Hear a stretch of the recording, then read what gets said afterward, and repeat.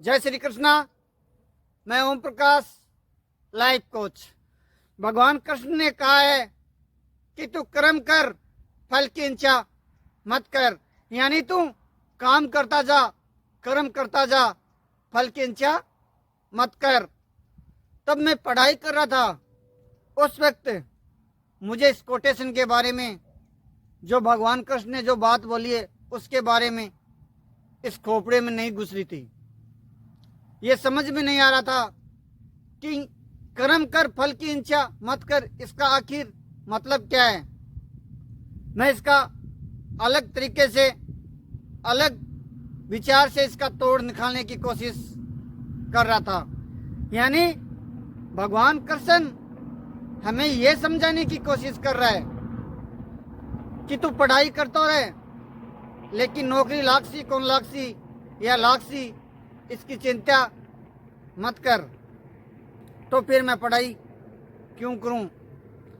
या फिर हम किसी धन्ना सेठ के नौकरी करने जाए, यानी काम धंधो करे और पैसे की आस मत कर, यानी उनके काम करता रहे। अगर पैसा दे सेठ तो ठीक, नहीं दे तो ठीक, तो केवल काम करता रहे। अगर हम ऐसे ही काम करते रहे और हमें फल की इच्छा नहीं करनी है तो हमें फल मिलेगा कैसे? वो सेठ अगर हमें पैसा नहीं देता है तो हमारी रोजी रोटी कैसे चलेगी और हम कैसे प्रोग्रेस करेंगे, कैसे आगे बढ़ेंगे? ये बहुत सारे प्रश्न मेरे इस खोपड़े के अंदर चलता रहा और मैं इधर उधर बड़े बड़े जागरणों में, सत्संग प्रोग्राम में, भागवत कथा में जाने लगा। किसी बुद्धिजीव से मैंने इस प्रश्न के बारे में पूछना शुरू किया कि आखिर इसका मतलब क्या है, इसका तोड़ क्या है।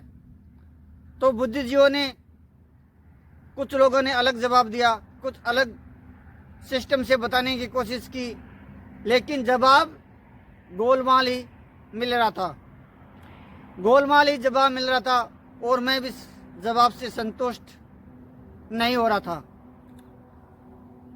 संतुष्ट नहीं होने के कारण कुछ सालों तक मेरे ये दिमाग में चलता रहा कि मैं कर्म करूं, फल की इच्छा क्यों नहीं करूं, कर्म करूं लेकिन फल की इच्छा क्यों नहीं करूं।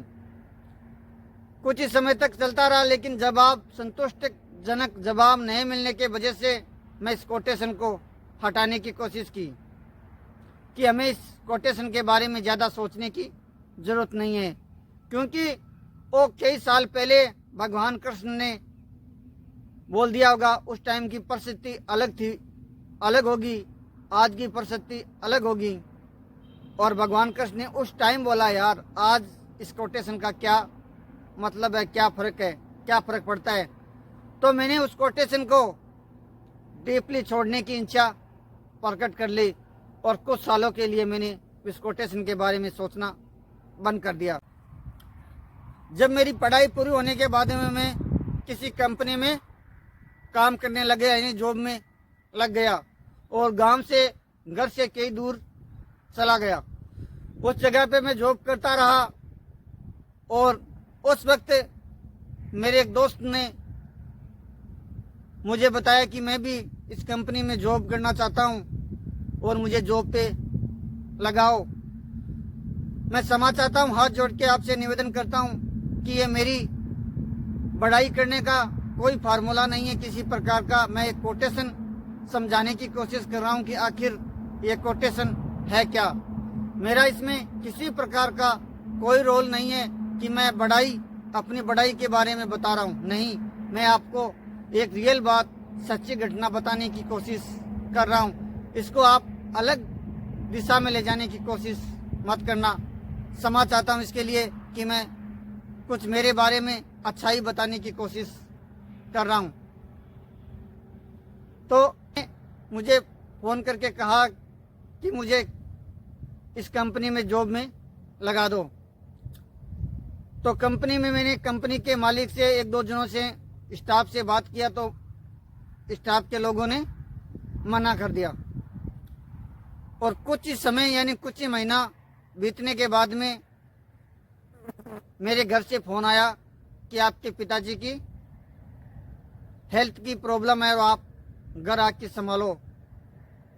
तो मैंने उस वक्त ये फैसला लिया कि मैं इस बंदे को मेरे जगह सर्विस पे छोड़ देता हूँ। मैंने मालिक से 2-5 जनों से बात करके, प्राइवेट कंपनी थी, और इस बंदे को मैंने सेट कर दिया और मैं अपने घर चला गया।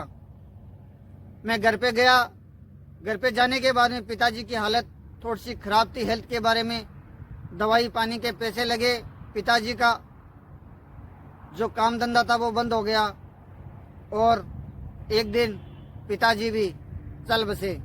परिवार की पूरी फैमिली की जिम्मेवारी कंधे पे आ गई और किसी प्रकार का कोई बिजनेस नहीं था और किसी प्रकार का कोई जॉब नहीं था और फाइनेंशियल कंडीशन बिल्कुल खराब होने लगी क्योंकि पैसा आने का कोई साधन नहीं था और पैसा जाने का साधन रास्ता बहुत था। उसी रास्ते से पैसे जाने लगे और जितनी संपत्ति थी वो मेरी संपत्ति धीरे धीरे कर्ज में जाती रही। यानी जो मैंने पैसे उधार ले रखे थे लोगों से उसके ब्याज के मायन वो जाने लगी। प्रॉपर्टी जो मैंने रुपया किसी से उधार ले रखा तो इतना ब्याज हो गया कि वो प्रॉपर्टी भी पूरी बेच के मैं उस पैसे को चुका पाऊं या नहीं चुका पाऊं, इतनी बुरी फाइनेंशियल कंडीशन खराब हो गई थी इस बीमारी के वजह से। मैं परेशान होने लगा कि घर की और जिम्मेवारी आ गई। घर छोड़ के मैं कहीं जा नहीं सकता था। कुछ ही समय के बाद में जिस बंदे ने मैंने सर्विस पे लगाया था, नौकरी लगाया था, उस बंदे ने मेरे को फोन किया कि भाई साहब मैं इस कंपनी में जॉब तो लग गया था, बढ़िया लग गया और मेरे पास में पैसा भी बढ़िया आ रहा है। तो मेरे पास में कुछ पैसे इकट्ठे हो गए हैं, वो पैसे मैं आपको देना चाहता हूं। मैंने कहा भैया किस इंटरेस्ट रेट से दोगे आप, यानी किस ब्याज दर से दोगे। विश्व भाई ने कहा ये पैसा आपके कर्मों के हिसाब से मैंने कमाया है, आपकी मेहनत के बल पर कमाया है। ये पैसे का मैं आपसे कोई ब्याज नहीं लूँगा। और मेरी 6-7 साल के बाद में मेरी बहन की शादी है, उस शादी में पैसे आप लौटा देना। मैं ऐसे आदमी को पैसे नहीं देना चाहता कि वो पैसा मेरी बहन की शादी में नहीं लौटा पाएगा, इसीलिए मैं आप पर विश्वास करके ये पैसे आपको दे रहा हूँ। मैंने वो पैसे के लिए हाँ बोल दी और उस वक्त मुझे याद आया भगवान कृष्ण का कोटेशन कि तू कर्म कर फल की इच्छा मत कर। यानी तू शरीर से जो भी काम करता है उसकी इच्छा कर सकता है, लेकिन वाणी लेवल पर या बुद्धि लेवल पर जो भी काम करता है, जो भी कर्म करता है, उसकी इच्छा मत कर। उसकी इच्छा तुम्हें अपने आप मिल जाएगी। यानी हम किसी को धन्यवाद बोला, भगवान कृष्ण का समझाने का तरीका ये तात्पर्य है कि हम किसी को धन्यवाद बोला तो धन्यवाद के बदले में आपको धन्यवाद की सोचनी नहीं है, धन्यवाद तुम्हें अपने आप मिल जाएगा। यानी आप किसी को गाली दोगे तो गाली की चिंता मत कर, आपको रिवॉर्ड डबल आपको मिलेगा। गाली के बदले गाली आपको जरूर मिलेगी। यानी वाणी लेवल की बात है ये और बहुत ऊंचे लेवल का कोटेशन है। उसके बाद में मैंने ये समझ में आया कि भगवान कृष्ण आखिर समझाना क्या चाहते हैं। मेरे दोस्तों, आपके भी दिमाग में ये पैटर्न बना होगा तो आप उसकी चिंता मत करो, अपना कर्म अपना काम करते रहो। जय श्री कृष्ण।